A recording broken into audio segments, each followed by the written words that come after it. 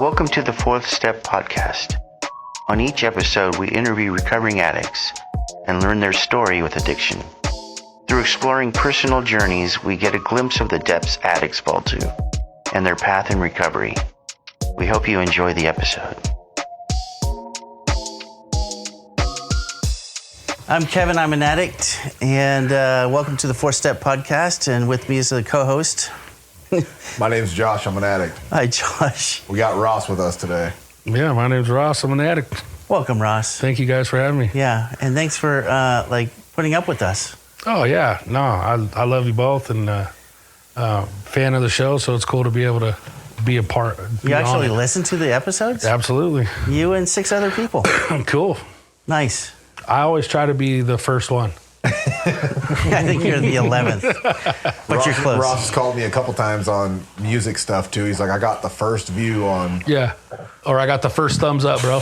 Yeah, one of those, yeah. Nice. Yeah. So you're ready to tell your story? Yeah, to the best of my ability, absolutely. All right, good. Because we're going to ask you some questions, and you're going to have to get vulnerable and real. Cool. Kevin's going to ask you some questions. I'm just going to fucking wing it. Yeah. All right, sounds good to me. Yeah.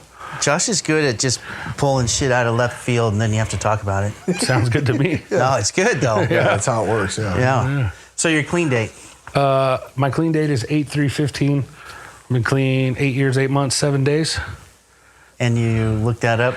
I looked that up before we started. Every time I share or have an opportunity to share my story, I have an excuse to look it up because I don't keep track like I used to when I first got clean. I remember when I first got clean, I was counting down Oh, yeah? every day till I got a key tag or a medallion or... Well, it's important then. Yeah. Yeah. I mean, it was important to me when I was new. I remember getting to 30 days. Yeah. Well, like for me, each day is important because some days, even recently, I felt like I've had to hold on to my seat for dear life. You know, just because we get a little bit of time around here doesn't mean everything gets well and wonderful. No, So- in fact, it proves to us that not everything is well and wonderful, Yeah, no matter absolutely. what, clean or getting loaded. Mm-hmm.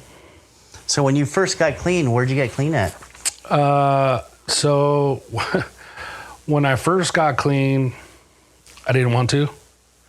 I was on probation, parole, and post-release county supervision all at the same time. That's a lot. So how did that happen?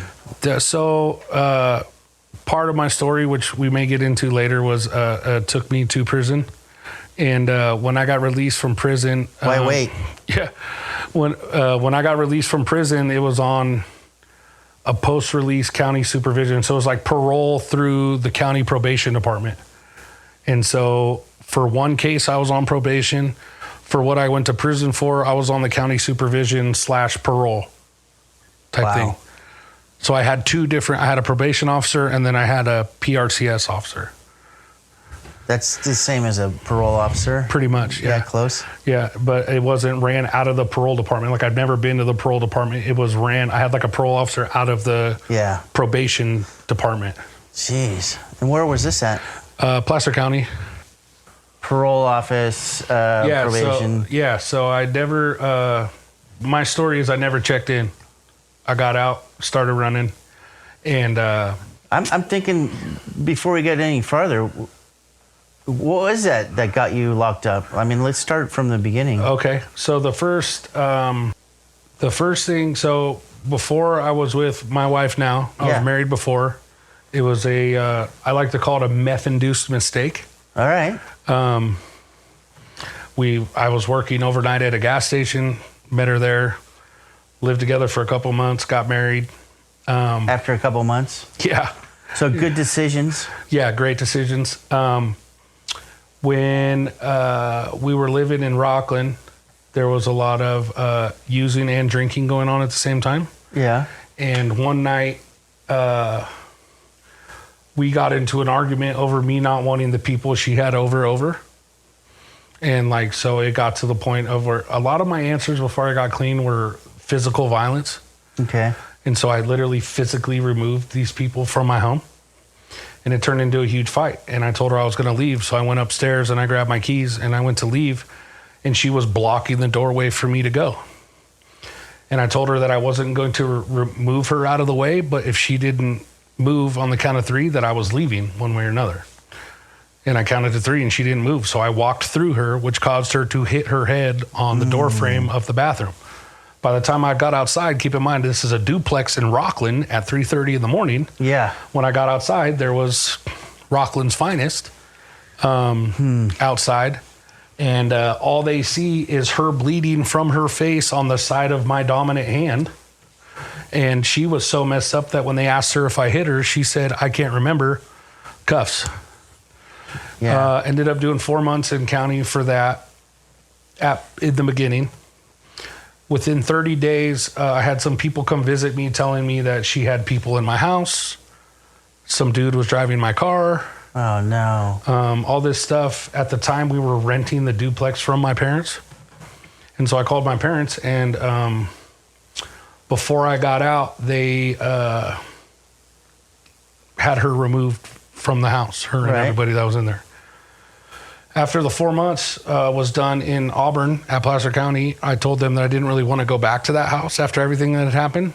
And so they let me move into a different one of their rental homes. Your parents? My parents, yeah. Right. Not yet knowing the full extent of the things I was doing. So you're still getting loaded? Yeah. I got out, was supposed to check in, never did. Moved into their rental home.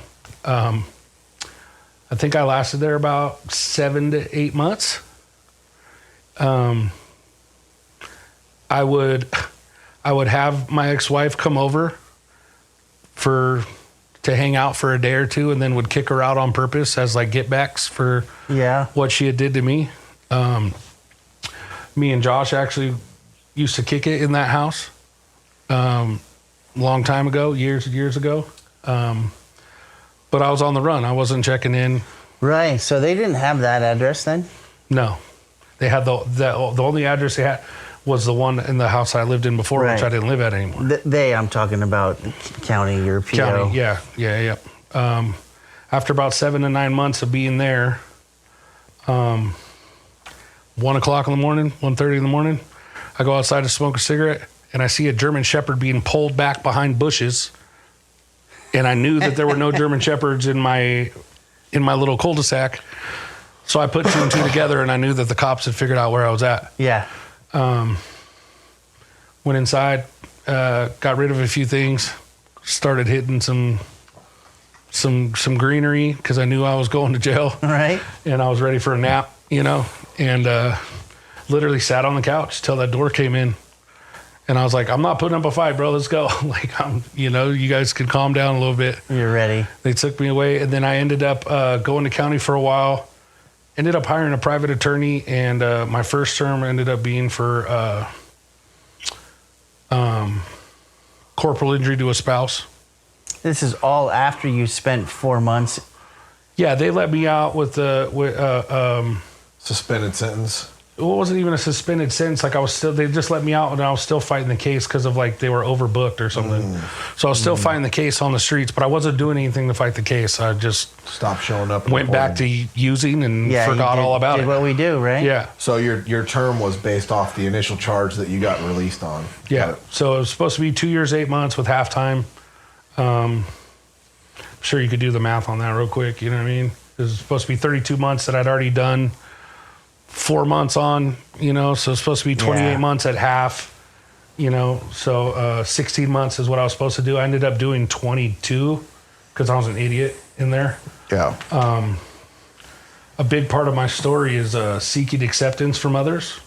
So being in prison and like literally being scared for the first time, anytime they needed a torpedo or somebody to get removed or somebody to do something stupid, my hand was the first one up. Because I just wanted to be accepted there. I didn't want people to look at me as like the weak link or the weak guy. I knew that I could do something with my physical size, and I used that to my advantage going in there as a survival tactic for me, I get you. Yeah. So after you got out, you're still getting loaded? Yeah, after the 2 years, 8 months, I got out. I was still getting loaded. I decided to switch up my hustle, and I was continuing to use the same substances, but I started stealing vehicles. So you think that's like an easier crime to get away with? Well, I don't know, because I got away with it for such a long time until I didn't. Yeah. You know? True. And so I didn't get like a Grand Theft Auto charge. I ended up getting taking a vehicle without owner's consent charge. Like that was the actual charge. But you stole somebody's car? Yeah, I taught myself how to shave keys on a blank keys off a concrete curb for any 90s Honda. Wow. Yeah. What, Yeah. I wonder why they didn't charge you with Grand Theft Auto. That's weird. Yeah. I'm grateful. Yeah, no kidding. So I did some county time on that, and when I got out, once again I didn't check in, and when I got out, I was with the guy that I used to kind of steal the cars with. Yeah. I was in the back seat. My phone rang, and I think I'd been up for a few days, and so when the phone rang, I answered it. And I don't know why I answered it, because I didn't answer phone numbers that weren't saved in my phone. But I just think I was so burnt that I just heard it and I answered it. And it was my PO. And he said, I don't know how I'm getting a hold of you right now, but just know that when I find you, your last term's going to seem like a cakewalk, because we're tired of you running and giving us the middle finger. Dude. So I hung up and I threw the phone out the car, thinking that they were tracking me, you know? Yeah, fuck yeah, they're tracking you to the phone, dude. Oh, yeah. Yeah, Metro PCS, man. You know, Yeah, Placer high County. That's what profile, PCS dude. stood for, Placer County Sheriff. So I knew they were on to me.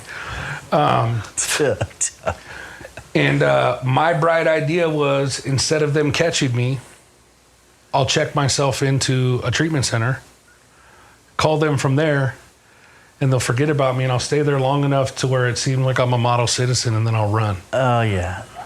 That was my goal.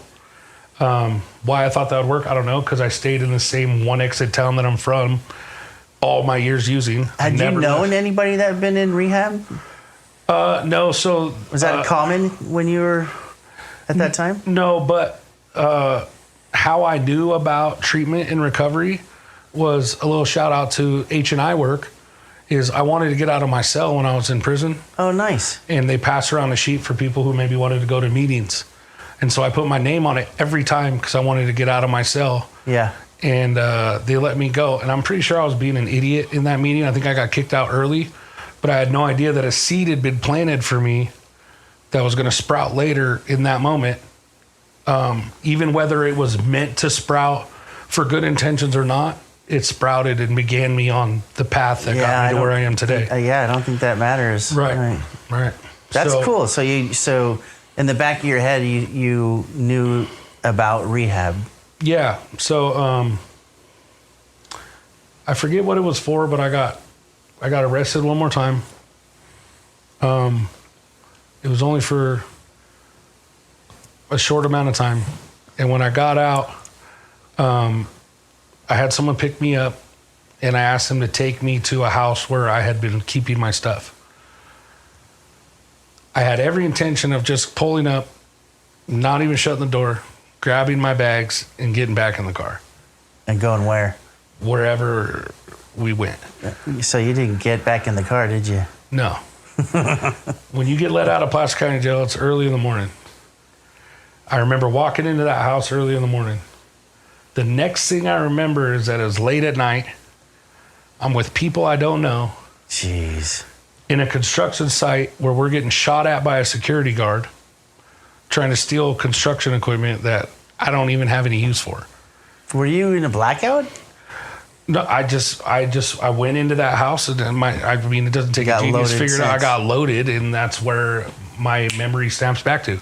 Even with over 8.5 years clean, I don't remember that period of time, but it doesn't take an idiot to figure out. Yeah. I got loaded. I met up loaded. some people that had a plan, said, let's run it, and went with them. You know? That's crazy. So were you around at this time? I think I was only around for the period of time in that Rockland house. Yeah. I shortly after that I fled state.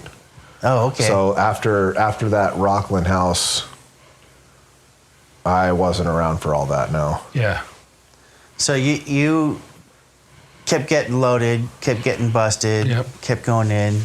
During all this time, was there any epiphanies, like something was wrong?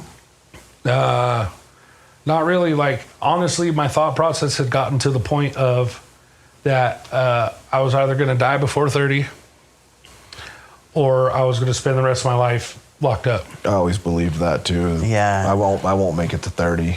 I never thought I'd make it past 30, or I thought that if I did make it past 30, I'd be locked up for life. That's interesting. Mine was 25. I got comfortable locked up.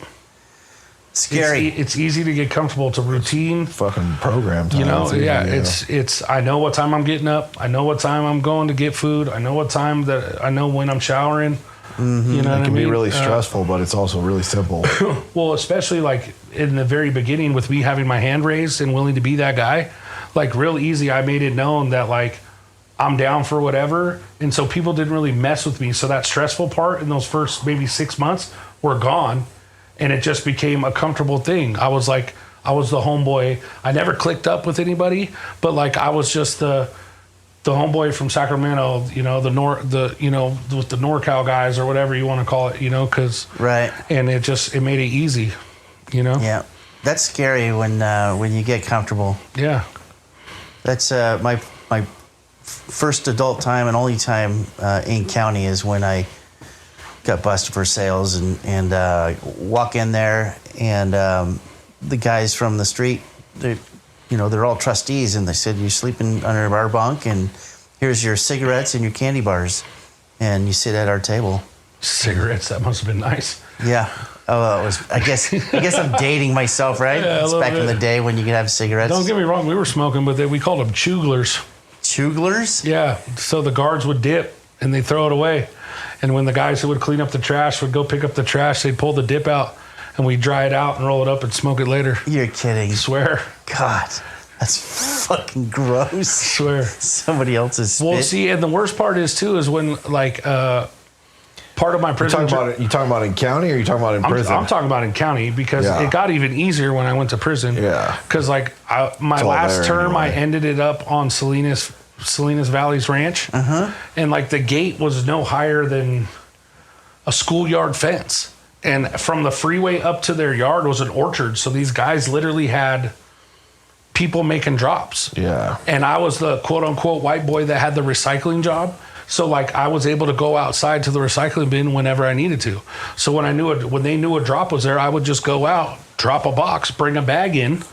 And next thing you know, the whole dorm, because it was a dorm by the time I got to the ranch, not cell living anymore, was flooded with cell phones, tobacco, pills, whatever. Yeah. You know, it was easier to get drugs and tobacco in prison than it was on the street sometimes. Yeah, I've heard that. Mm-hmm. So out of all of that, once you got to the program, did you have any reservations when you got here? Yeah. So that's right where we were at. So after my PO called me and told me, when I find you, I'm going to get you. Yeah. And I said I would check in. I went to my parents and I asked them for help. I said, I need help. My mom said, no shit. And so it's funny how they know. Yeah, but I still thought that I wasn't bad enough to need residential. So I called all these tea houses. When you say residential, you're talking about in-house, like stay and live in residential treatment. You stay there just for at anybody least, that doesn't know what that means. for at least 30 days. You're there. You go to what meetings they tell you to go to. You eat you know what I mean, kind of thing. And I'm grateful but I thought I only needed transitional living, which is transitional living is like you might have a curfew and they might require you to go to a few meetings a week. But other than that, like you have freedom to come and go and work and be out and about during the day. You can still go fuck up. You got play. Right. And so I thought that would be my way of beating the system, is that I would go to a tea house and they would think I was doing good when really I could take off. I'm grateful that I called 7 different transitional livings and they all said I needed to have at least a 30-day program under my belt to go there. And so I'm looking at it, I'm like, damn, well, it's been a decade of this. What's another 30 days, for me to be able to go and take off, And so I called around and I found a place that was a 28-day house. So again, I thought I was beating the system. 2 less days and I could take off. Where'd you end up going? It's not in business anymore, but it was called Clean and Sober Recovery Services. In Sac?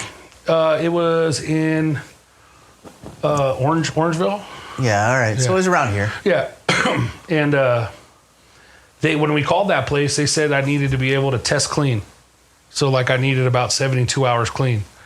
And I share about this every time, but the lockdown my mom and dad put me on was stricter than any lockdown, any yard I've ever been on. No kidding. Yeah, everything I ate got delivered or made. I never left their yard. Like, it was crazy. And when we went and toured that place,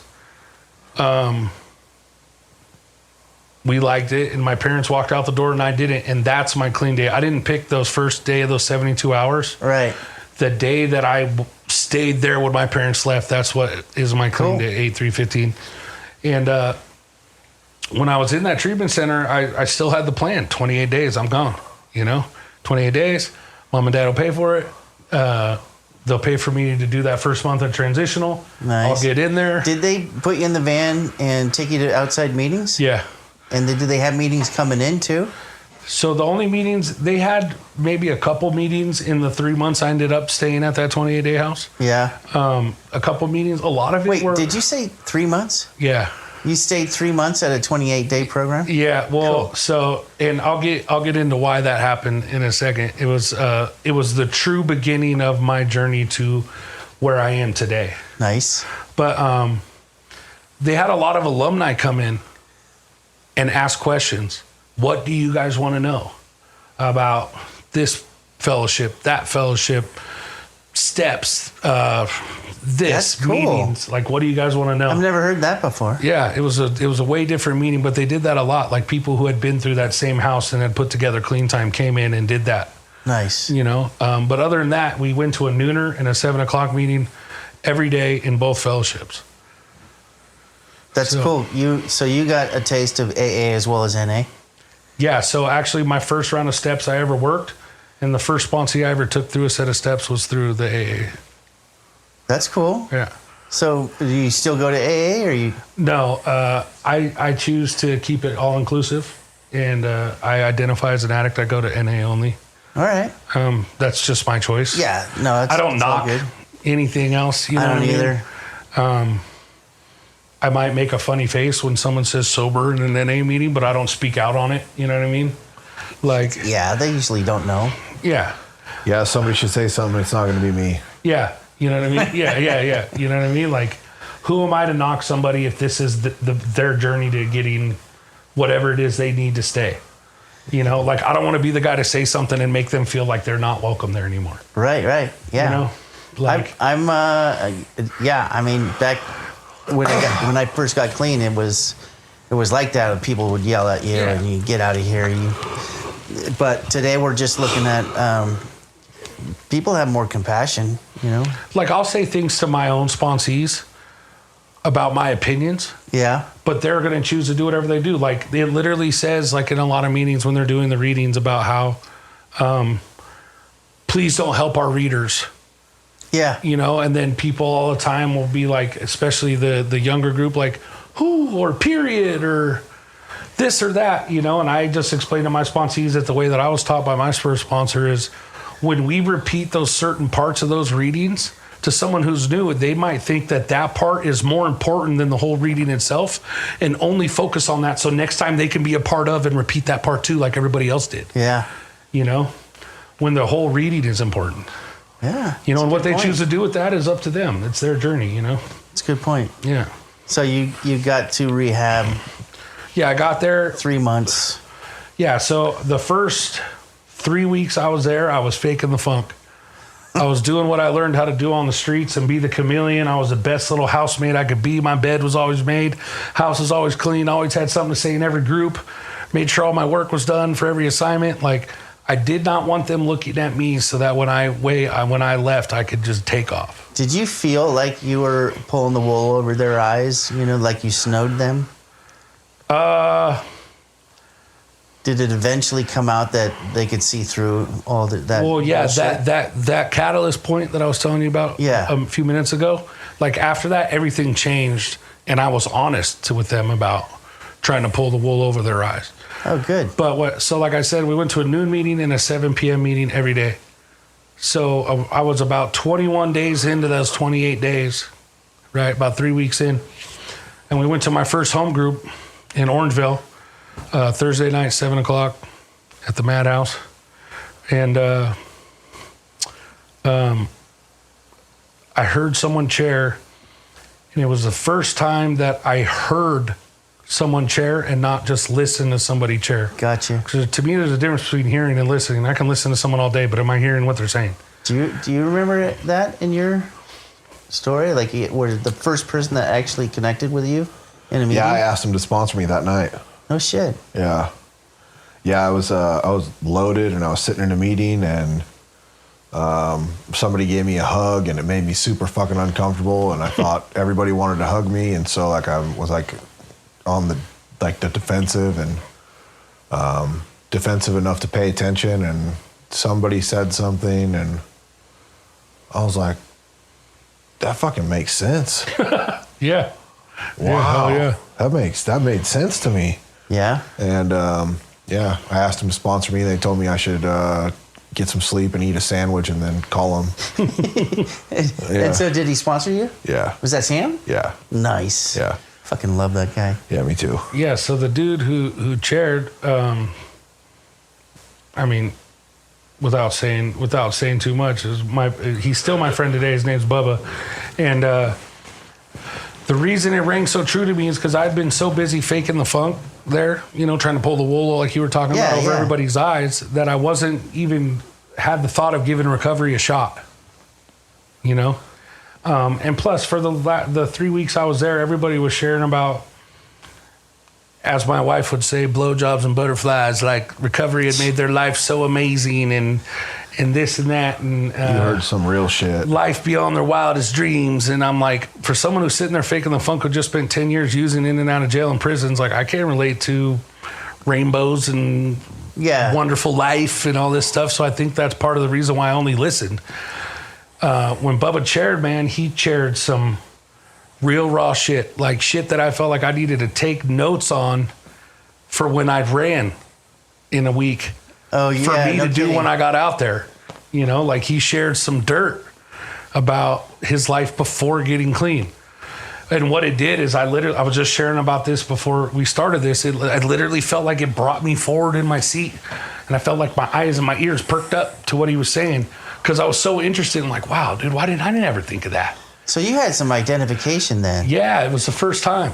That's like huge. Relatability. And then after I perked up and was hearing him, he switched into how recovery had given him a foundation to choose the path on which he was able to change his life and create a beautiful life that he has today. And I was able to relate to that too, because the way he worded it is that there isn't a script. There's suggestions given here that if you follow, you can make your own path and stay clean. Yeah. It's like the saying around here, your program isn't going to keep me clean. My program isn't going to keep him clean. You got to find out what works for you and do that. And I related to that too. So Bubba is that guy that got you convinced that there's a little bit of hope for you? He lit that flame of hope inside of me. And that's why today my favorite definition of hope is hearing other people's experience, HOPE, is because through hearing someone else's experience, I gained hope. And I continue to gain hope where like when I'm down or out or feeling depressed or whatever, I go to a meeting and hearing somebody share about feeling those same feelings or going through those same things bring me hope that I'm not alone. I even got it tattooed on me. It says never alone on my arm so I can never forget, That's a pretty tattoo. Thanks. Fucking That's real pretty. Yeah. But yeah, no, Bubba he helped save my life. So what was it about Bubba that like took away the reservation? Just that for some reason when he was done, I felt this overwhelming sensation that maybe this could work for me. Yeah. Okay. It's the first time I felt that way. All right, good. Ever. And that same night, I went home and called my mom 7 days from being able to run. Yeah. And asked her if she'd pay for more time for me to be there. Ah. And she asked me, why are you doing that? You're supposed to come home in like 6 or 7 days. And my response to her is, I have no idea, but I feel like that's what I need to do right now. So I can only attribute that to like my chosen higher power finally being able to break through some of the fog. And I hear you. What's your higher power, Ross?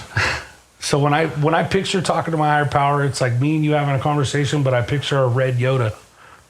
Red? Yeah. Okay. Yeah. Why red, though? I don't know. He's been blue before. That's crazy. But like, I dig that. I'm a Star Wars nerd, and the Force and the Force is Jedi strong and with this one, Yoda yeah. makes sense to me. And All right. Yoda's the wise one, so why wouldn't I want him to help me with some guidance? You know, Dude, I dig it. hey, 5 years from now it might be different. Could be Chewie. Who knows? Han Solo. I don't know. Yeah, you know? right? It's ever changing for me, but I'm constantly working on my. It's been Red Yoda for a while now. It has though. He's been chilling like that. Yeah. Most of our conversations happen in the truck. Okay. You know, on the way to work. So, would you consider that your spirituality? I don't know. It's tough, right? Yeah, I don't know. Like, I'm not a religious person. I don't feel like I have spirituality in my life.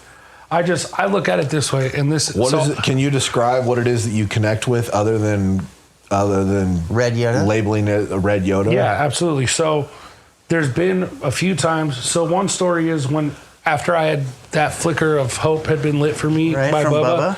About a month later, I was on my first home pass, and I wanted to go to the store. My parents were tripping on me going to the store by myself. You blame them? No, absolutely not. I live in a one exit town. And most of my dirt I did in that town. So for me to go to the store in town was scary for them, freshly clean. Right. You know? And so when I go to pull out of my parents' driveway, the way to go was left. Right? The next thing I remember, and this could sound, I've had people to call me and say this is bullshit. I don't really care because it's a true story. About a block and a half down the road, I pulled over on the side of the road. I turned right. And somehow something snapped me out of it and made me realize what I was doing, and I pulled myself over. I don't even remember turning right. I don't remember pulling over. So what was right? Was that the connection? Well, it was just going to the wrong side of town of where I needed to be going. Yeah, okay. You know, going that way, I could have driven by one of 6 different spots where I could have been tempted to stop. Maybe, as my wife says it, and I can relate to this, stop by and show them how well I'm doing now. Yeah. You know? Just let me show them, you know? Yeah. Let me point them in the right direction. Right, and they're having trouble like chopping up lines, so I'll just help you. Bro, I'm not a gonna pro. do Let any. me show you, dog. You Exactly. know? Yeah, that was my But, story. I'm at war. I can relate to that. I'm at war right now with food, bro. Yeah. I fucking pulled. It comes every once in a while. I'll have like a couple day run where like I gas station food. I want fucking gas station food. And I literally it like attacks me. Yeah. And so it's been 2 days in a row. And today I'm at the gym and I'm having a conversation with my higher power while I'm in the cold plunge. And I'm processing this and I'm trying to surrender this and let it go because it bothers me. Like I eat relatively well throughout the week, like good, healthy, prepared food, you know? And on the way here, I'm already just barely going to make it in time. And I'm like, every time I go past the gas station, I'm like, no, you just got to get past it, dog. And I'm fighting it the whole way here. Wow. And I pulled into Chick-fil-A, and I'm like, this is better than gas station food. Right. And I pulled into the drive-thru, and I'm like fighting with myself. Like, it's full-blown, like, not even Josh making the decision. I pull into Chick-fil-A, and I get into the drive-thru, and I'm like, what the fuck? And I backed out, and I fucking yeah. So how'd you even get there? That's what you're thinking in your head. How'd this happen? Yeah, it's disease, 100% disease. Well, and that's what happened to me. When I made that ride out of there, my disease had kicked in without me even realizing what had happened. I've been eating my feelings. Yeah, and the only thing that could have pulled me over when I'm in a truck by myself is something else looking out for me. No, I believe it. And I have a sponsee right now that is super struggles with this higher power thing. And I told him, I was like, look at this. I asked him, have you ever stood on the beach at the ocean? And he says, yeah. And I'm all like, is there any way in your could you physically, mentally, emotionally, or spiritually make the waves do what they do? And he said, no. And I was like, so there's a power greater than you out there somewhere doing something, right? And he said, yeah. And I'm all, that's all I need for you to do is understand that there is something out there. You don't have to label it. You don't have to name it. Right. You know, just know. And that's what it did for me that day. Was like, and now that I look back on it, there's been so many times in my life where he looked out for me. That's cool. Not a GTA. Mm-hmm. You know, like stuff like that. He's been with me the whole time. I just created such a fog in the decade of using that it was hard for me to see him working in my life. Hindsight. Yeah. There's there's 2020. a part of my early recovery where it's the same situation, but I was having trouble with that, and I was having trouble with faith. Yeah. Right, and because like I was anti-religion, same shit, and the thing that was going around then is like the sponsor would ask you, "Did you ever give money to a guy to go get you a bag?" Yeah, we did it. That's duh. I thought they were being stupid, like because we all did that, right? And then, did you ever believe? I don't know about you. I never did that. No, I'm just kidding. Did you ever believe that they were going to come back with a bag for you? Absolutely. Every time. Every time. So you had faith in them. Yeah. Oh, okay. The light bulb goes on. I get it. Yeah. Yeah. Something's going to work out. So you have faith in NA. Well, through working on that relationship with what I call my higher power. Red Yoda. Yeah, I don't even call it faith anymore. I have trust now. Okay. Like I trust that my higher power is with me all the time.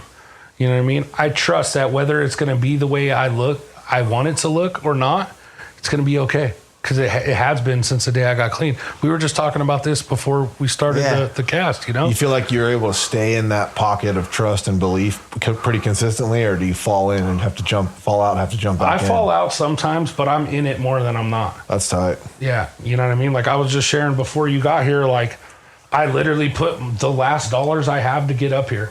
Like if I wanted to go buy a canned soda right now, I can't. My card's overdrawn and I have no cash. You know what I mean? Yeah. But like, am I stressing on it? Maybe a little bit, but not enough to the point of where it's going to dictate my whole rest of my day. Yeah. You know what I mean? Because I know for a fact that I'm going to work tomorrow. Yeah. I know that on the 20th I'll get a check, and I know that everything's going to be all right. How I know that is just through trials and errors of realizing that as long as I trust and believe it'll be okay, that it'll be okay. Yeah, and you do the right thing. Yeah. And if it gets bad, and if it gets bad enough, I'll ask somebody for help. You just come over here for dinner. That's a long drive, dude.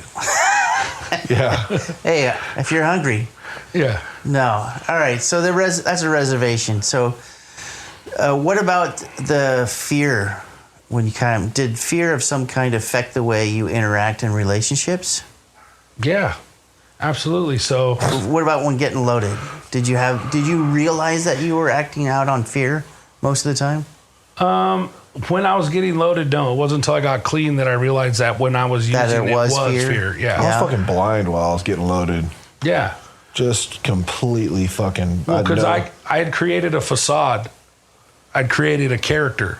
Yeah. Like I wasn't Ross. Like when I identify as authentic. Not authentic Ross. Yeah. I was a guy that I called Big Ross. And I wanted everybody else to call me Big Ross. I still have people in my life who are clean today that knew me when I was using that still call me Big Ross. You know what I mean? It's just, but Big Ross was this character that I created to try to instill enough fear in other people that they didn't see mine. Right. Posturing, intimidation, physical violence, getting loud enough that they would back off so that they didn't know that I was really tripping. Like stuff like that. And you look back and the whole time you can realize, you can see that the fear, the actions were motivated by fear. Absolutely.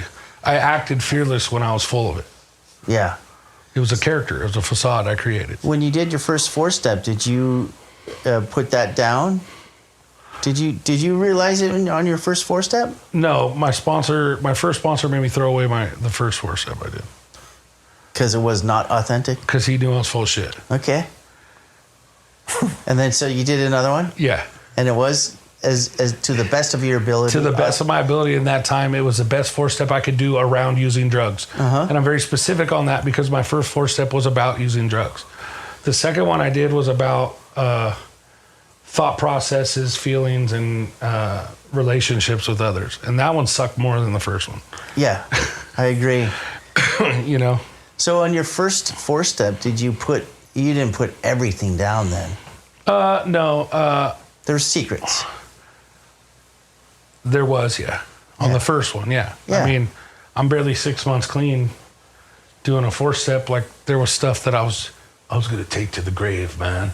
Like, stuff I was never going to tell nobody, you know? Right, type thing, I can relate to that. But I think talking with you put everything down. I did, dude. My first one was fucking thorough, yeah. My second Scared one the shit out of me, but it My was second on the one way. scared me and was thorough as shit. Yeah. Wow. I haven't had, if there's been any like more like rounds that I've worked beyond the first round, if there's anything on my 4-step, it's something that's happened in between the last round I worked and the current one I'm on. Yeah. Like all the old, like it was done, that first one. Well, keep in mind, my first 4-step I ever did was in the other fellowship, not NA. Oh, that's true, huh? The first one I worked through the NA flat book was the thorough one that scared me. Okay, yeah. It makes it, it's so much, it's like, it's weird. It's like a double-edged sword because all the questions and the structure is intimidating, but all the questions and the structure are actually so helpful. Right. If you get over the fear of like, this is a lot of work, and you just look at it for like this question, this, because it guides you through it in a way that's super beneficial. Yeah, it's absolutely. way I agree. helpful. I agree. It's You just, think so, huh? yeah, I do. I mean, I I don't want to work it through the flat book every time I work around the steps, but like I'm on a new journey right now. So at 8 years clean, I switched sponsors. Are you in the flat book? No. So me and my last sponsor, Sam, our schedules clash, and I think it was more of a friendship thing than what I needed. As a sponsor. As for what I needed as a sponsor, yeah, because Sam's great. I love him. He is. You know what I mean? Yeah. He's one of the most amazing dudes I've ever met in my whole life. Just for me as a sponsor, it just wasn't. I don't know why I didn't feel comfortable reaching out to him, because like since I've switched sponsors 8 months ago, I talk to my new sponsor all the time, and I don't know what that was. That was something on my end, not his. Yeah, you know what? People get hung up on that stuff, like old sponsor, new sponsor, and I've learned through the years that it's irrelevant. Yeah. It's irrelevant what we think or feel. The fact is that What's going to be best for your recovery? yeah, we're on a path, right? Right. And this shit's going to change Yeah. constantly, all the time. Right now, my sponsor's got me working the steps through a workbook that's from like back in the day? 80s or something. But he said it was one of the more beneficial set of steps that he did. It's like a spiritual guide through the steps or something, or like That's cool. something like that. And it's just different, and I Yeah. like it. How many questions are there per step? I haven't looked ahead. Okay. I'm not trying to do that. I'm not trying to be like, oh man, I have to do. Are you? What question are you? What step? You're on step 1. with him. And so, But I didn't. But he was my sponsor for a couple months before I even got the book. have you looked at the workbook at all for step 1? Just where I'm at. Okay. I'm about halfway through the step, I think, but I haven't looked forward to even know. Okay. It just seems like I'm getting almost through that first step. You like Yeah. it? I like it. Yeah, it's different. I'd be interested in seeing that. that packet. I feel like it's accessing a different part of my thought process than things I've done before. Sure, That's cool. Which excites It's me. different. Yeah, it's nice. It excites me. That's Yeah. why I was saying like I wouldn't want to work out of the flat book every round, but I mean, it was fucking stupid when I was going through it just because it's so long Right. and in depth. But like the growth was great, you know. But then I've worked another round.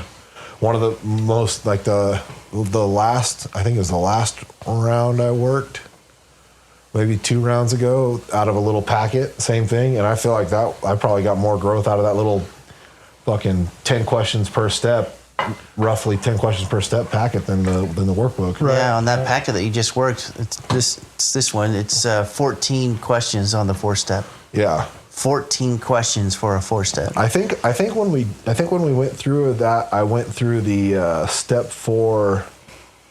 Oh, out of the IP, working book? The IP maybe. Yeah, at least one at a time. Yeah, one. Yeah. So so back to your fear. What was it like in relationships? And I ask you that because there's a reoccurring theme in a lot of our stories that we created chaos in our fear of relationships or our fear of letting them get to know us. And So like what? Like when I was using, or when I both. Well, we skipped over a lot of childhood shit for Ross. We got straight into prison, so I think something that's relevant for this question, I'm just going to throw it out there. Yeah. And I just happen to know. Do you mind if I share? Yeah. Ross, the adoption shit. Like not. Oh, yeah. Yeah. So like relationships, abandonment. that Perfect. kinda- So yeah. so Thanks. I don't like have abandonment issues, but what I did realize through doing some getting some outside help around here in the last few years Yep. is that a lot of my acceptance seeking behavior and not feeling like I'm good enough, I still struggle with that today. I tell my wife all the time, you know what I mean? Like it's never enough. Like I'm, you know, and she gets so sick of it. You know, she's like, "Oh, you're such a victim." Like she calls me on my shit, but Being a little bitch. yeah, pretty much. You know what I mean? But I genuinely feel that way, and what I realize is that I can relate to that. wanting people to like me derives from the fact that my biological parents gave me up for adoption at birth.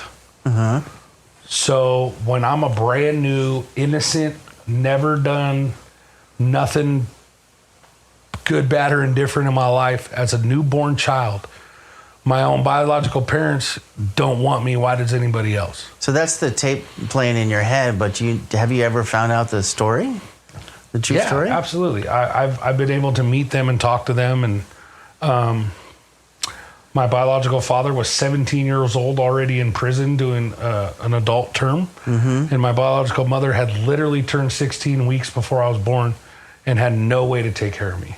So it wasn't like And- you came out and they looked at you and go, "Fuck, we're giving this one away." No, but I never knew why they gave me up for adoption until I had been about 5 years clean. Yeah. See, So I spent a lot of unfortunate feelings around something that wasn't really true. Yeah. And so, like, I went into a lot of my relationships already thinking that I'm not going to be enough for them. Some of that shit's so deep seated that even just knowing doesn't change it. Like No. you could know that about your parents now, but my guess would be that it's still I just got done telling you. I tell my Yeah, wife all the yeah, time, exactly, oh, it's, yeah. well, it's not enough, is it? You know just what because I Like, know. Yeah. Yeah, you know, but It's like, fucking welded to your fucking psyche. so like when I was creating that character, Big Ross, you know, that I talked about when I was out using, So we need a country rap song named Big Ross. He's probably done I'll, one. sing, He's I'll, probably sing, made it. I'll sing the hook, bro. Yeah. I got that country twang, you know. What's that? There's a big country rapper, is it Big Schmo. Big Schmo, yeah. Big Schmo, yeah. Schmo, dude. Right on. Okay, Big Ross. But so when I was using, most of my relationships were I slept with you and I was with you till I slept with the next person, then I was with them. So what was the fear of them getting to know you, or Yeah, pretty much. I mean, I didn't want it to turn into some kind of feeling? emotionally connected relationship. Yeah. I wanted- You had fear of feeling. Yeah. I can- Well, and as a kid, whether it was my own fault or not, like elementary school and high school, Yeah. I got rejected a lot. And a lot of that had to do with no self-confidence in myself. Relatable, dude. You Very know, relatable. I got rejected a Low lot. self-esteem. So when they wanted me, whether it's because I had a bag or not, I was going to treat them like shit because of all those chicks who had treated me like shit before. Yeah, that sucks. And then, so what about the present day? I had about 9 months clean when I met my wife, Yeah. and we've been together ever since. So, Well, I think he probably already touched on the fear in relationships currently. Like it shows up, but not enough. yeah, I still to this day, even if my wife told me on a daily basis that, like, I'm grateful for you and you do more than enough for us, I still feel like I'm not doing enough. Like that part of the financial thing that we were just talking about. You know what I mean? Like, what if I get a call on the way home? My wife asked me to get some milk. I can't do it. She put her cash out. Yeah. She can't. My account's overdrawn. You get what I'm saying? Like that stuff pops up all the time. You know, like I worry, you know. So Like, is that another fear of failure or fear of? yeah, I think Not- what I'm talking about, like fear of not doing enough, is kind of wrapped into that feel of failure. Like I feel like I'm failing them because I can't get a gallon of milk if they called me to go get them. Like I've already failed them. Yeah, but there's so much other value that you create too. I mean, look at what you guys have built as far as your home in the last. Well, yeah, You got a lot of shit going on. A little fucking half gallon of milk, it's gonna be all right. Yeah, you know? yeah. And that's the part where I say, like, I might trip on a little bit, but I don't trip on it because I trust and believe that it's going to be Yeah. okay. Yeah. So you take a step back and look at the big picture. Well, and I'm super grateful that my wife has more time in recovery than me, and she has her own program. and she's worked multiple sets of steps. So like, That helps, huh? oh God, yeah, dude. She calls me. It's probably frustrating sometimes. She'll never agree to this, dude. But the hard part is the last 4 or 5 years of her life has been a drug and alcohol counselor. So sometimes I tell her, I was like, can I talk to my best friend and not the counselor, please?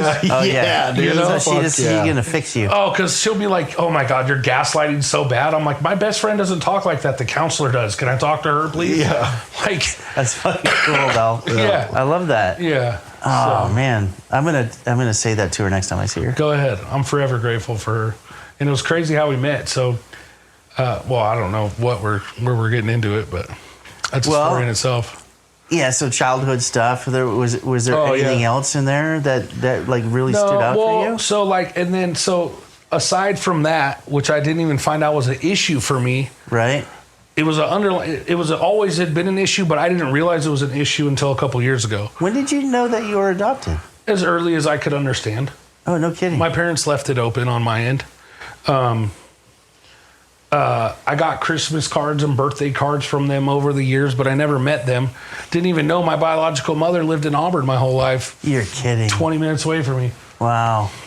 Yeah. So that brings up one of the questions that we commonly ask.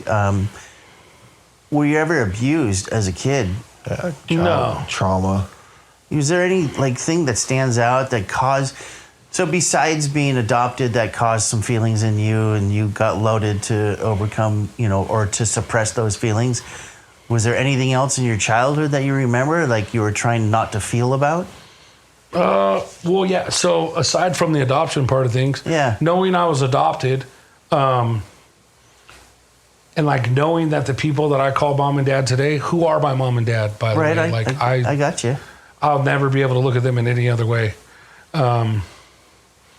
Like I stood out in the family photo, Yeah. all of my cousins are like blonde hair. This is just an example, but like blonde hair, blue eyed, Yeah. tallest one's maybe 6 foot. And like, I just don't really fit that bill, And so like, I never felt like I belonged in my own family, Okay. Yeah. Yeah. And still sometimes I feel like that, And like the crazy part is like I still feel like that, but I was asked out of all the grandkids to be one of the 6 to carry my grandma to be put into her grave at the beginning of this year. So in your head, you're telling yourself you don't fit in, but Right. everybody else in your family sees you as family and loves you. Yeah. Yeah. It's just that's kind of that. I would tell you to get out of your head and do the 2-foot drop. I'm speaking there on Sunday. Sweet. Might be able to make that. It's a good meeting.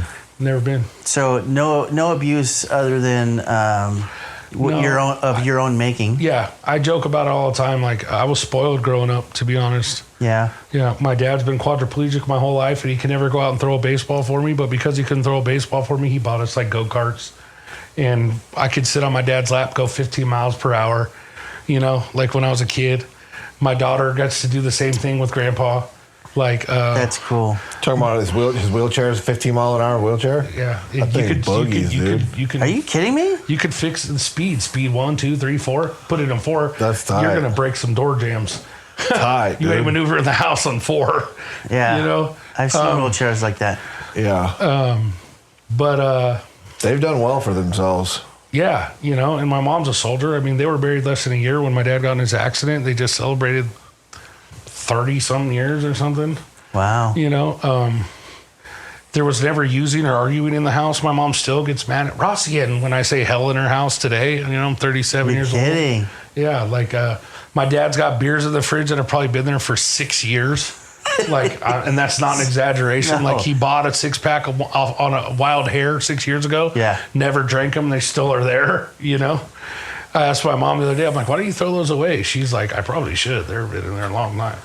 You're kidding. Yeah. Their alcohol percentage has increased drastically. Yeah. But yeah, no, I was super blessed to be adopted by the people that I was. That's cool. Yeah. That's a blessing that you get to have that like family that you care about and you're involved in. Not everybody gets and that. then I got a brother out of it who he got clean before I did. He had his own journey using. Yeah. He got clean before I did. How's and, he doing right now? Getting there. Yeah. Yeah. He inspired me to get clean because if his friggin' wild ass could do it, I could too. You know what I mean? But it didn't stick for him. Okay. Relationships. So long story short, I love my brother to death, and this is in no way talking shit, but just to give you an idea where he's at. 2 weeks ago, my dad and grandpa were time traveling Russian spy pilots. His whole adoption was faked. Russian spy pilots? Time traveling Russian spy pilots. Oh, this is what your brother was saying. That's what he believed to his core. Okay. Fuck yeah. Is he still staying in the same place?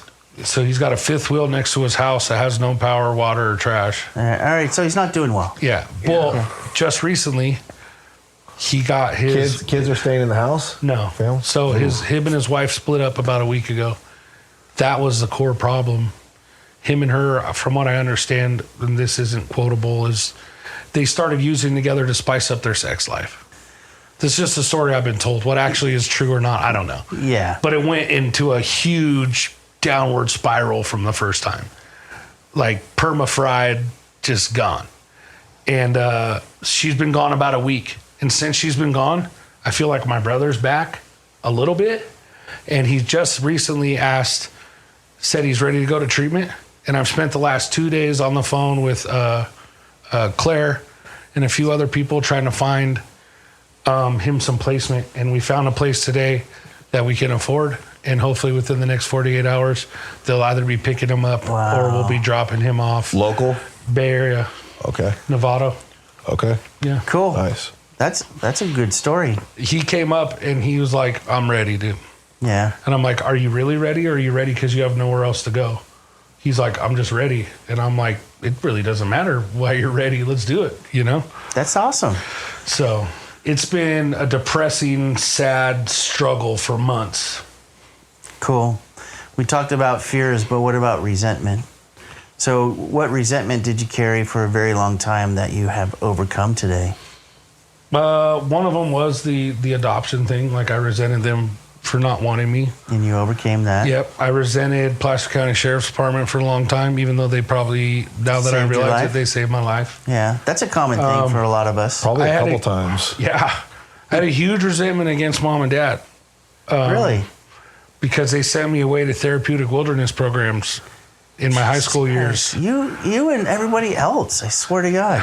I get it, dog. Is that was a big thing up here? Was send your kids away to wilderness program? I still... Us Silver Spoon kids, you know what I mean? No, I'm just kidding. Silver Spoon. young Those places softies, ain't dude. freaking cheap, man.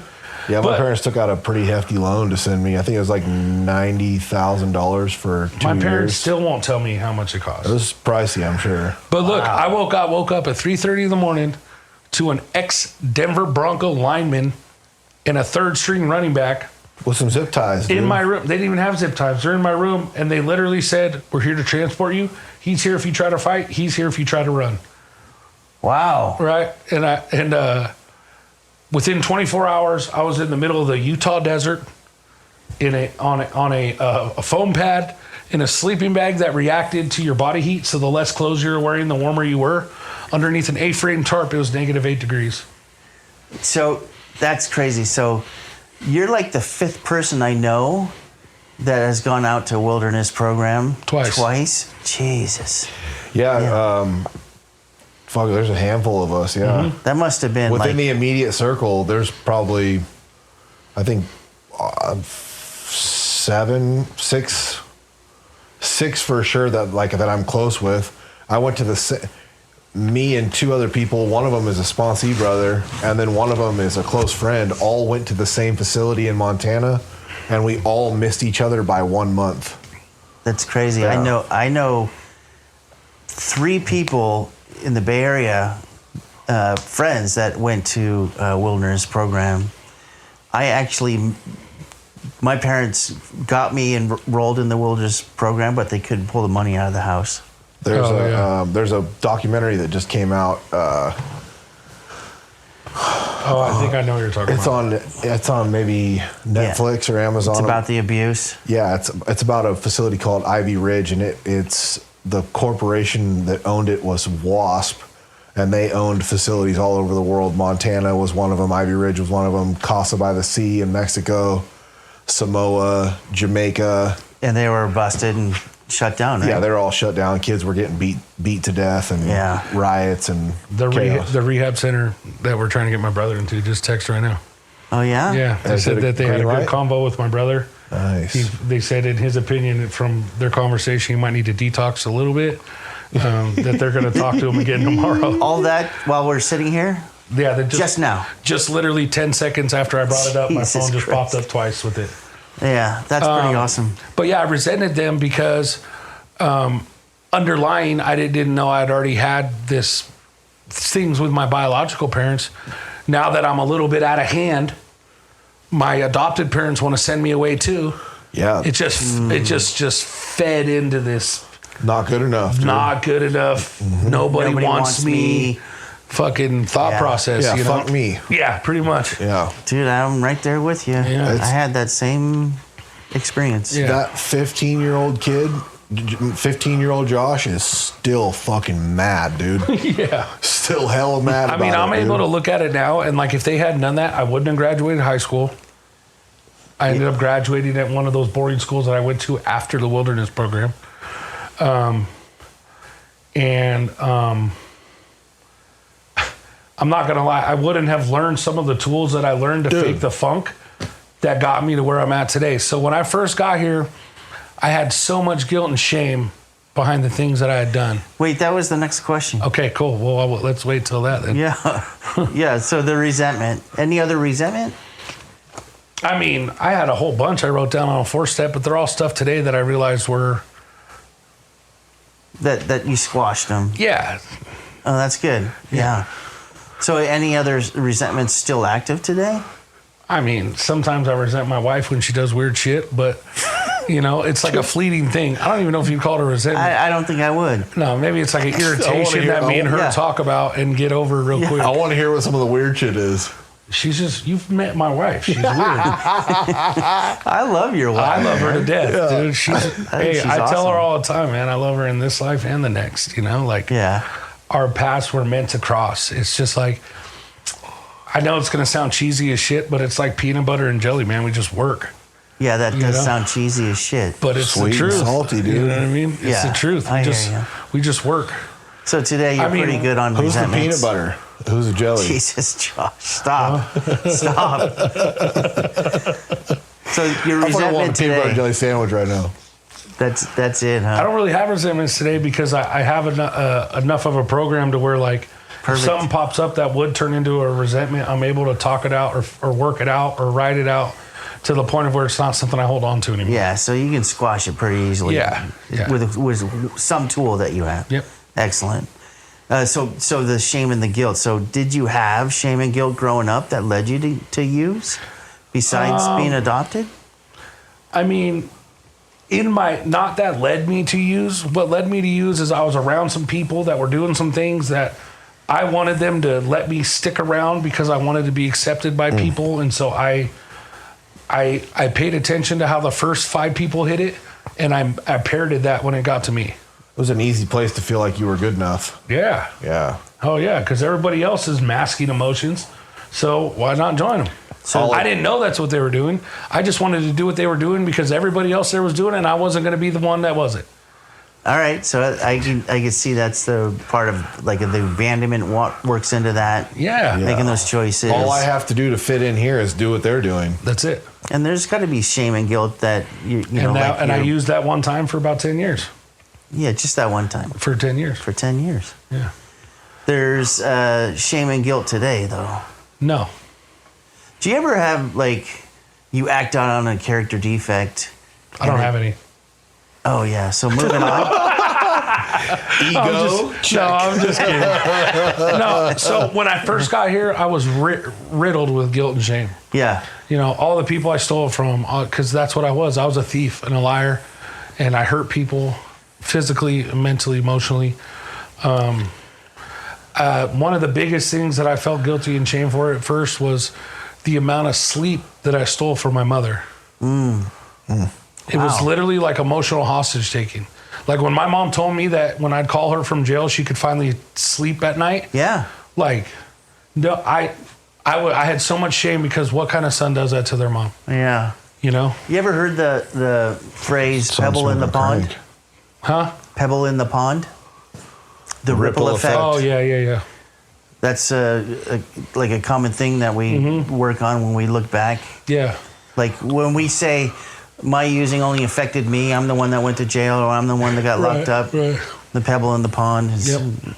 yeah. But I'll tell you right now, through putting some work in around here, I have no guilt and shame, because if I hadn't stolen that car and gone to jail and beat that dude up in jail, which sent me to the hole, which sent me to here, which got me to here, which got my PO to tell me, when I find you, I'm going to put you away for a long time, which got me to fake it into rehab, which got me to hear Bubba Chair, which lit a flame for me, which made me call my mom for 90 more days, which led me to Madhouse, which led me to chairing my second meeting where I met my wife. Like, I wouldn't be sitting here on this podcast with you with... It's all about finding gratitude for where you're at now and understanding that your journey got you to where you're at now. Yeah. And being okay with it. Because I feel the same way. It's like, I'm in a good spot. I love myself. Like, life is good today.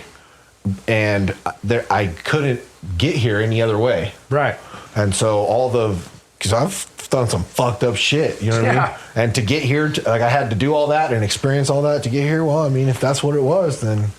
Josh and I have had this conversation before about regrets, right? Do you regret anything that you ever done? And so many people, I believe what they say, that they don't regret anything because it got me to where I'm at today. That's a common thing. When I first got clean, I regretted everything. Well, I regret...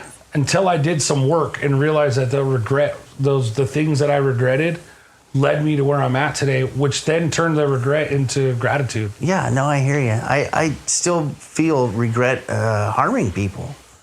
You know, if I would have got here today without harming people, I would rather have done that. See, right? And that might be my case too, if I had physically harmed somebody that I'm close with. Yeah. I never did I that. mean, It was mostly strangers. not, for me, it wasn't necessarily physical harm. You know, Whether they had it coming or not, I didn't know them, so it didn't fucking matter. If they bumped into me, I socked them in the face, you know?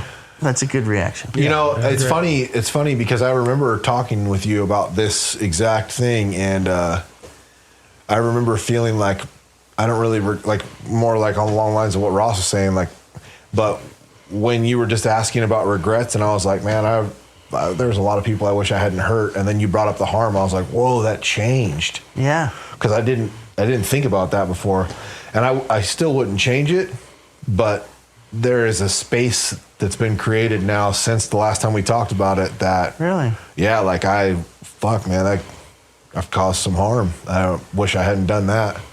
That's the point I'm making for me is like, yeah, I get the whole process.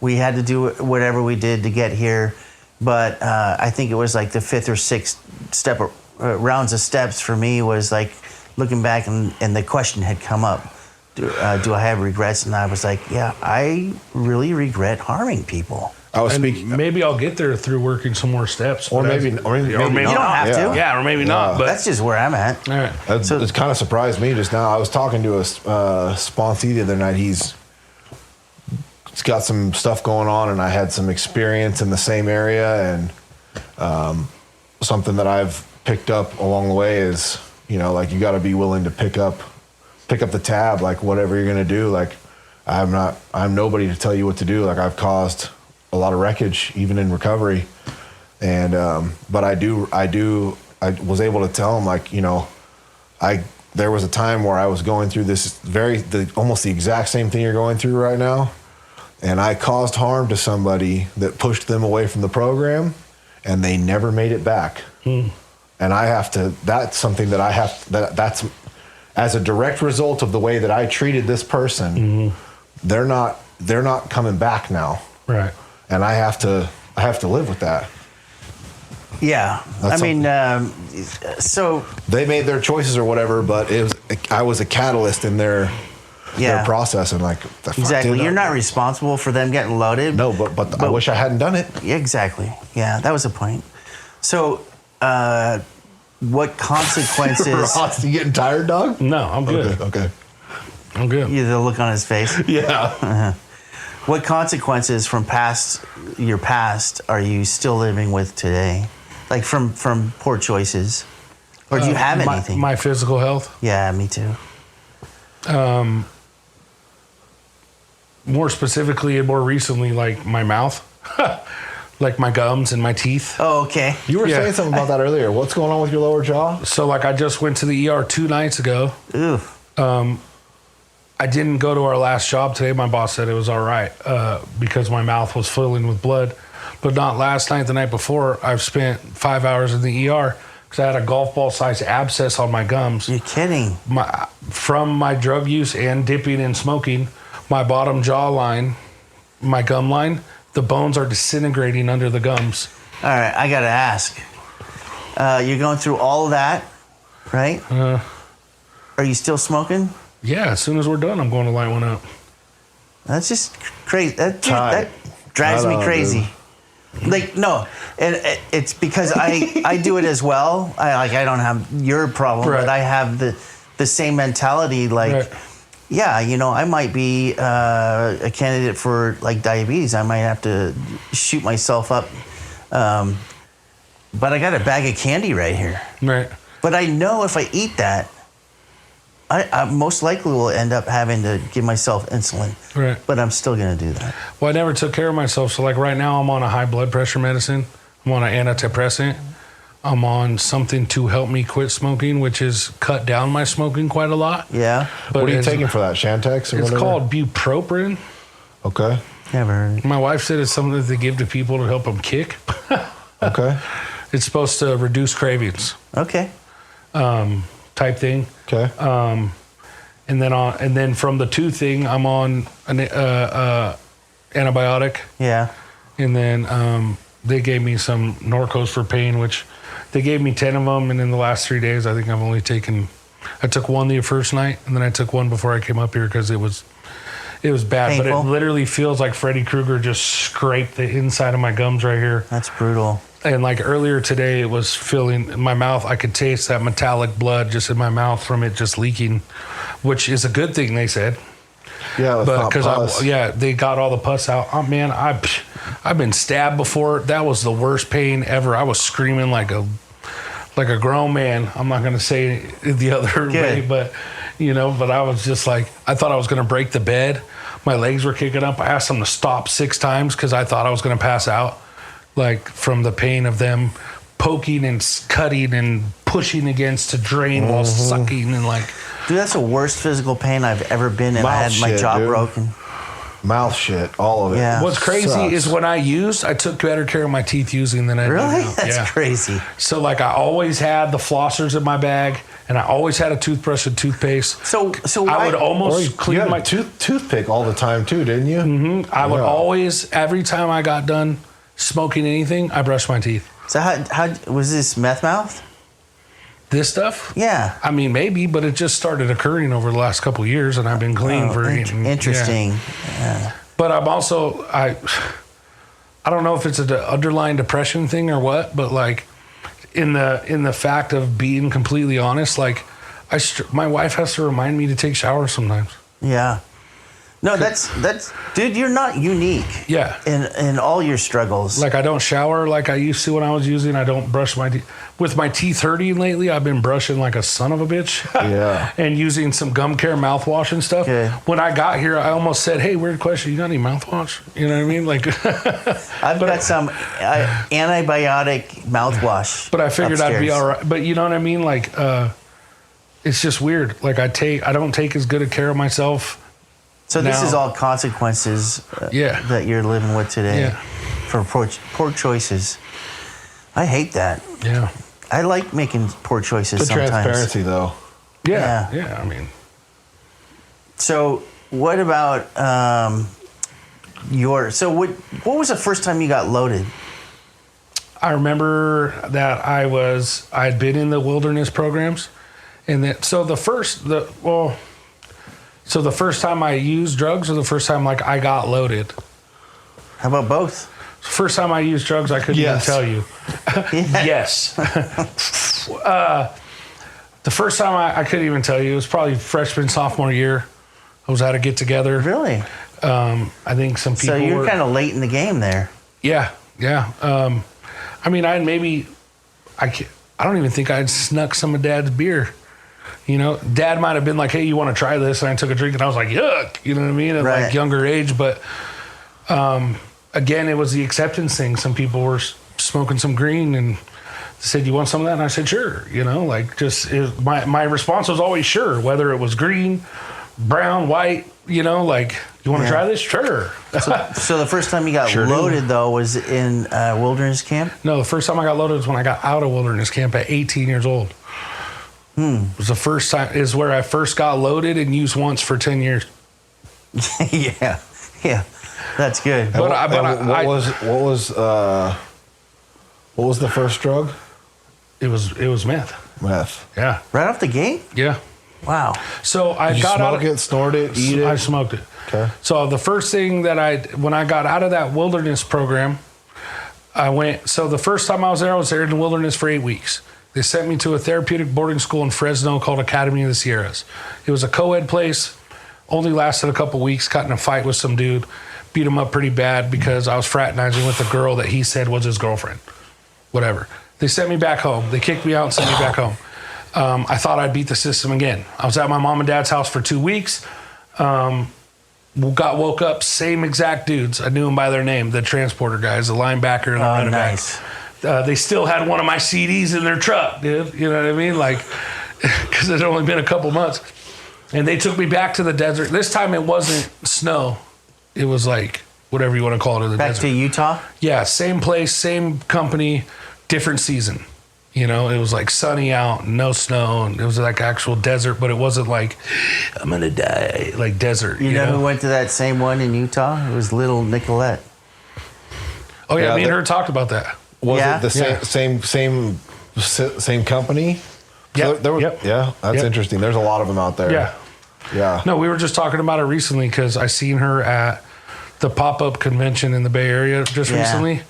And she chaired one of the meetings, and we were talking about it afterwards. And because she brought it up, and I was like, I don't know if you knew this, me too. And she's like, yeah, I went to Second Danger. I was like, well, fuck, me too. And like, started, because I remembered her from when we all went down and had dinner in Napa. Yeah. Our road trip. Yeah. That's crazy. What was I talking about? Wilderness camp. Oh, yeah. So I went back home. Those guys picked me up. Went back to wilderness for 2 weeks. And my parents wised up and sent me to an all-boys boarding school in Salt Lake City, Utah. That place was tight. I learned how to snowboard there. We went mountain climbing during the... But were you getting loaded while you were there? No. What I was saying is I was so busy doing what I knew best, being the chameleon, faking the funk, walking the walk, talking the talk, being the perfect little housemate, that I came home at 18 with no plan, no idea, no nothing. And I live in a one exit town. So with nothing to do and time on my hands, started walking through my little one exit town. Doesn't take long. And I ran into somebody that I recognized from school, but didn't really hang out with. I didn't really hang out with too many people at school. And he asked me if I wanted to come with him to his buddy's house. I'd been gone for 2 years. I have a huge problem with acceptance-seeking behavior. So what do you think I said? Absolutely. Yeah, sure. Yeah, sure. Exactly, sure. So we went into the front room. There were some people sitting there drinking. I didn't really have the desire to drink with them, I was just kind of like introducing myself to people, meeting people. And I thought it was weird that like after meeting a few people that the guy that brought me to that house went into the back room. And I was like, hey, what's back there? And one of the people that were sitting down front's like, oh, you can go back there, bro. They're just having a session. And the only thing I knew about session was like some weeds, stuff, because that's what they called it when I was in high school at a party. Hey, we're going to go have a sesh, bro. You want to join the sesh, And I went back there. They definitely weren't having a weed sesh, I had never seen a weed pipe that fucking, yeah, exactly, And they're like, the question I was asking me wasn't, do I want to get down? It was, do I get down? Yeah. And my response was sure. Yeah. And I made sure to pick a seat that was about 4 to 5 people away from where it was. So you can watch what they do. And so I literally just mentally started taking images and videos in my head of them doing it. And the easiest way I saw it is like, if you guys know, is like to blue flame it, and spin it fast. No. Yeah. No, I have no idea. Oh, you don't? No. So it's where instead of No, you don't need to tell me about it. I just said. let me show you. No. So instead of holding it up here, you do it down here to where it's just the blue. It's cool, Ross. I don't Yeah. need to know. And so when it came around to me, I did that, and that was the one time for 10 years. Huh. Man, My whole life got consumed after that one time. fucking hair stands up. Gotta take a shit. Yeah, it just, I felt like I didn't care if they liked me or not. I felt, Don't care about anything. I felt fucking invincible from that moment right there. Yeah, so Pretty meth, sure that whatever we do next is going to be the best thing we've ever done. meth was your thing? Yeah, I mean, Speed? I've meth. I call it stamped. I would get stoned and amped at the same time. So Stamped. it was weed and meth. I never heard of that. I would do meth for a few days until I Shit felt got too myself weird. not getting high anymore, or it started to get real weird, and then I would smoke weed until I could fall asleep, and then I love that statement. Like, I did meth for a few days until it started getting weird. Like, doing meth for a few days is fucking weird. Right? guess. Not for us. Yeah, That's pretty yeah. normal, yeah. Like, normal people for me listening who to this? identifies as Yeah. an addict, yeah, like if a normie's listening to this, it's fucking weird. All right, I'll just tell you that right now. Immediately. If you're in a circle and they're blue flaming a piece of glass, it's weird. It's weird, yeah. Right? Yeah. It's not normal, I promise. That's crazy. The amount of time that I could go before it got weird. After a while, it got shorter and shorter and shorter to the point where it's like all I have to do is put in, and it's instantly weird. Like first hit, first bump, first shot, first whatever. As soon as I'm loaded, it's fucking weird. And see, I don't know That fast. I don't know what was different for me is like I've never done heroin. Meth was my thing. Yeah. I rarely drank, if at all. But it was just like meth and weed. And there were certain times, like one time I got lost in Montana for a week on acid. That's normal. Yeah, I thought so too. I had a few bad trips on shrooms, so I never did those again. Sure. But yeah, it was just meth, and I never my using progressed, but never went to Shooting up. never shot up. Yeah, I shot up a couple of times, speed, but I didn't get high on it. See, And I was deathly afraid of needles. I don't know why it never progressed to that because I started smoking, and I was call me a chimney, bro, because I was smoking, And then I finally got tired of because I was walking everywhere all the time, carrying paraphernalia, so I would just carry the bag, and I went from smoking to snorting. Yeah. Then, by the end of it, I wasn't even snorting anymore. I would just carry a drink with me, and I would pour it in my mouth and chase it with a drink. Damn. Well, what about this is kind of towards the end of what we got going on here. Yeah. We'll always like to ask, what's your craziest story that you got that you can tell us? So I started to tell it a little bit, but I didn't get to all the details of it. So I got out of jail, went to that house to get my bag of my stuff at the guy's house. Don't remember anything until the nighttime where I'm at the construction site. Right, yeah. We're getting shot at. So one of the guys I was with got shot in the leg.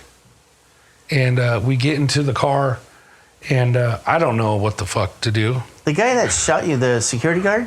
No, one of the guys I was with got shot in the leg. The security guard shot him in the leg. Right, but did you guys have a gun or anything? Or No. he just started shooting? He just started shooting when he saw us going through those Joe boxes that were on the job site. Wow. Yeah. My buddy brought a freaking sidewalk. I'd say my buddy for story's sake, but like I don't know these dudes. I couldn't tell you their names today. But in that moment, they were my buddy. Yeah, no, I hear you. Hey, buddy. But they had a battery powered like grinder on them, and they were just grinding the locks off these Joe boxes, and we were filling bags up with whatever was in them. By the time we got to the car, we didn't have one bag. But the dude I was with had been shot like right through somewhere above the knee. Ugh. And I didn't know what I was doing, but I watch a lot of TV, especially when you're in prison. So I took my shirt off and I tied the wound and I put pressure on it because there's got to be some kind of truth to that, right? Wow. Yeah, and me and the guy driving the car Ross MD. Josh has heard this story because I've shared it a few times, but I start arguing with the guy driving the car about taking him to the hospital. And the dude's telling me, I'm not going there. There's cars with lights on top of it, and we're not going there right now. And I don't know why, but I reached over to the back seat, and I was like, take this dude to the hospital. I'll put you to sleep, and I'll take him myself. And so we got this dude to the hospital, and literally in front of the ER door, we literally, like, shoved him out of the car. Wow. The car never stopped rolling in front of the ER door and took off. To this day, I like to think positive thoughts. Don't know what happened. That's like a scene in a movie. Like, Right. I've literally seen that same scene in like 15 movies. Yeah, well, I lived it. You lived the movie. I lived the movie. So we get down the street from, it was somewhere in Folsom, I think, or something. And I tell him to pull over because I'm going to be sick. Why he would listen to me, I don't know, because I'm sure it was probably a stolen car anyways. And but he did. He pulled over, and I got out of the car, and every time I share this story, it changes. Sometimes I walk for 7 hours, 4 hours, 3 hours, 2 hours. But covered in this random dude's blood, I was able to walk from Folsom to Loomis. Dude. In the middle of the night, scaled my mom's roof, literally cannonballed through her skylight in her upstairs room. Didn't wake her up. That's a big cannonball, dog. Yeah. Wait, you mean you broke glass? Yeah, I jumped through the glass. High as a kite? High as a kite. Adrenaline. With blood all over you. Adrenaline just, you know, pulling off some Josh noises right now. And then I curl up in a ball on the bed in their upstairs room. And I just remember I was just rocking back and forth, crying. Like, what the fuck am I doing, dude? Did that, with getting shot at, was that like a very, very high adrenaline rush? No, that had happened before. The first time it happened to me was, Yeah. I was playing poker in a garage and someone did a drive-by on the garage. You're kidding. I swear to God. Scariest At the shit I've ever... Rockland House? No, this was somewhere, I don't even remember where I was at or who I was with, but I was somewhere in like Citrus Heights. Yeah. And it was with some Ukrainian dudes. Oh, yeah. Yeah. And someone did a drive-by on their house. And I just remember, like, when I got in my car to leave, like, there was blood on me, but I had no idea who it was from. I knew it wasn't from me. And I swore I was never going back to that house again. Did you? No. Okay. Probably never even saw those guys again, dude. Well, no, I did. So... The Ukrainians are fucking, it's a check trippy this little out. network, So dude. I didn't even think I shared with them, but my brother was in a wilderness program / boarding school thing too, and he was graduating. So me and my parents flew out to Utah to go see him. I lived in the house next door to my parents. I was renting at the time, and I get a call from Placer County Sheriff's that they have 6 stripped Acura Integras in my back field. And I was wondering what I knew about it. Wow. And they weren't yours. They weren't mine, but the Ukrainians knew I was going to be out of town, so they took some stolen cars over there to strip them while I was out of town. Wow. Got it. And so I pulled up on them one day, like, what the fuck you motherfuckers doing? You know, because I thought I was Big Ross. You know? Oh, my God. And Big Ross turned into Little Ross when all 4 of them went like this. And I was all like, oh, I was just kidding, bro. You guys are good. Anytime. Just so And I left. you didn't see what Ross did.